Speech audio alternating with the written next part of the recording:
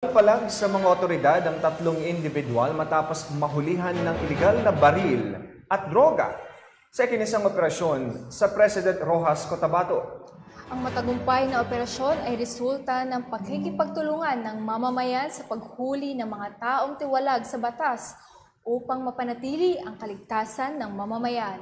Magbabalita dyan si Patrolwoman Emily Pedroso. Nasabat sa tatlong individual ang ilegal na baril at droga sa Purok 6 Barangay Poblasyon, President Rojas Cotabato nito lamang Abril 28 taong kasalukuyan. Kilala ni Police Major June Hinete Napat, hepe ng President Rojas Municipal Police Station, ang mga sospek na si alias Sunny, 30 anyos, Jerry, 42 anyos, Ricky, 30 anyos, na parehong mga laborer at residente ng Purok 10, Barangay Zio, Tankulan, Damulog, Bukidnon.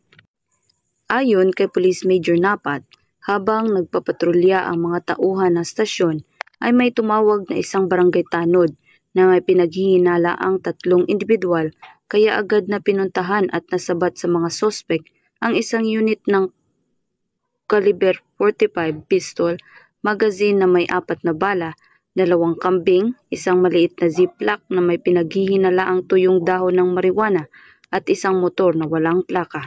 Nahaharap ngayon ang tatlong sospek sa kasong paglabag sa RA 10591 o Comprehensive Firearms and Ammunition Regulation Act at may kasong may kinalaman sa droga. Bilang pagsuporta sa programa ng ating Pangulong Ferdinand R. Marcos Jr. sa pagkikipaglaban sa problema ng iligal na droga, ang buong kapulisan ay patuloy na pag-iigtingin ang paghuli sa mga taong nagpapalaganap ng ipinagbabawal na gamot upang mapanatili ang kaayusan at kaligtasan ng ating komunidad patungo sa bagong Pilipinas. Mula dito sa Police Regional Office 12, General Santos City, ako ang inyong PNN Correspondent, Patrolwoman Emily Pedroso, alagad ng batas, taga-taguyod na balitang pulis.